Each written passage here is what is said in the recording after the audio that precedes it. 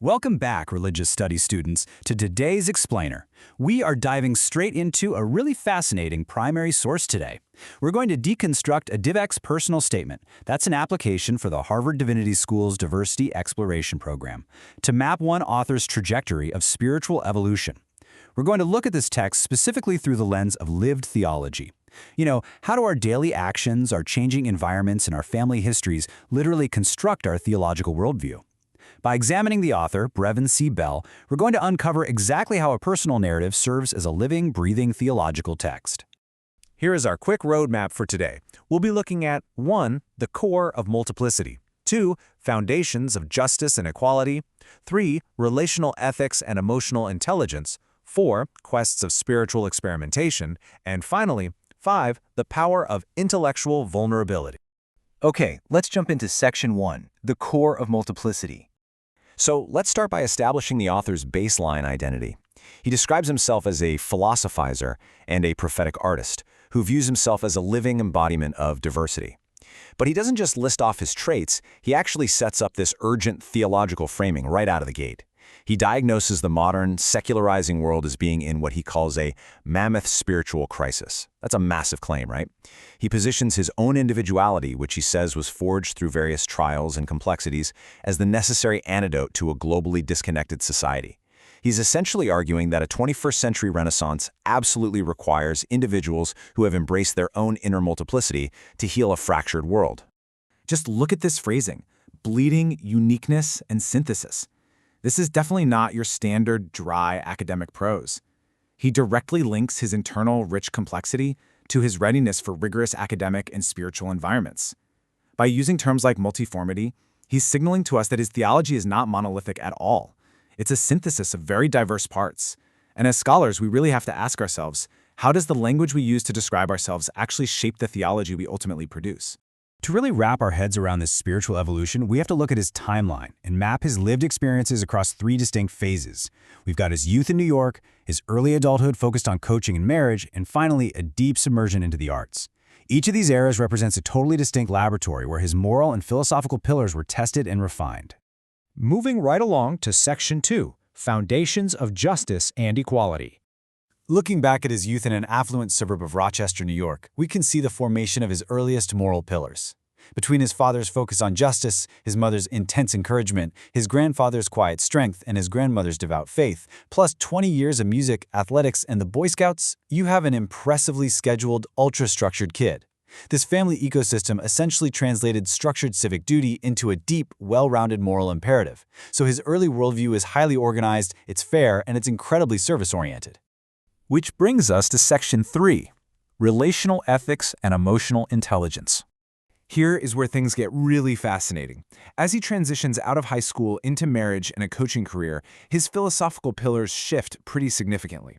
We see this stark contrast evolving from the structured, rule-based ethics of his youth, where justice and fairness are these abstract ideals taught by parents and scouting manuals, to a much more applied, relational theology required for mentoring others and sustaining a marriage. It is literally the leap from knowing what is good to actually practicing goodness in the messy reality of close interpersonal relationships. During these critical shaping years of young adulthood, his theological worldview gets intensely interpersonal.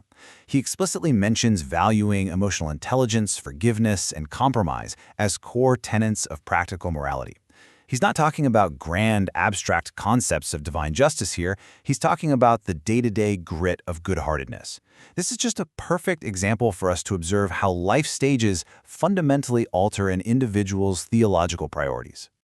Next up, Section 4, Quests of Spiritual Experimentation. So, following that highly structured season of young adulthood, the author pivots dramatically to the arts and cross-country travel. We can define this spiritual experimentation as a deliberate push past traditional boundaries to find consciousness transformation through art, movement, and changing scenery. He leaves the structured environments of his youth and the localized commitments of his early 20s to literally seek out the unknown. He's testing the hypothesis that spiritual revelation doesn't just happen in a pew, it happens in motion, through impromptu artistic submersion. Metaphysical meccas. By using that specific term for his trips to Los Angeles, he's powerfully elevating physical travel to the level of a sacred, necessary pilgrimage. Notice his use of the word Mecca.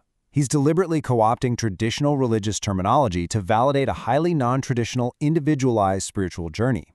This tells us that for the author, the pursuit of art and the changing of geography are fundamentally religious acts. They are acts of seeking. And finally, Section 5, the power of intellectual vulnerability. Looking at his grand vision for the Harvard Divinity School, we see a really unique definition of intellectual vulnerability. For this author, it isn't just about sharing your feelings or trauma, it's the rigorous, noble pursuit of interacting with complex minds to shatter restrictive societal boxes. It is about academic contesting, the friction of debate and dialogue.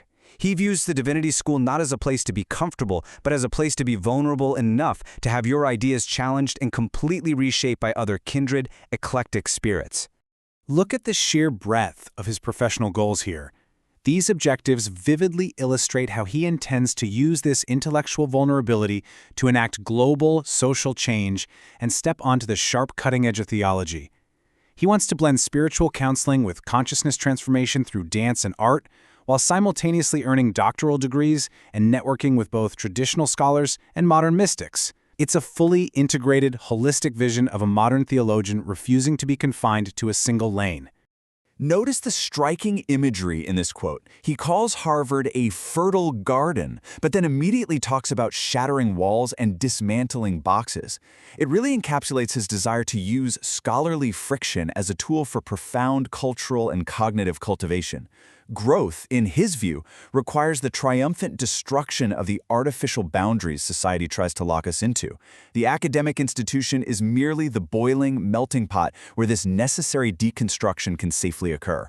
So as you analyze lived experiences in your own studies, I want to leave you with this final provocative question. Does true, lasting societal change first require the kind of radical, vulnerable spiritual evolution we've just mapped today?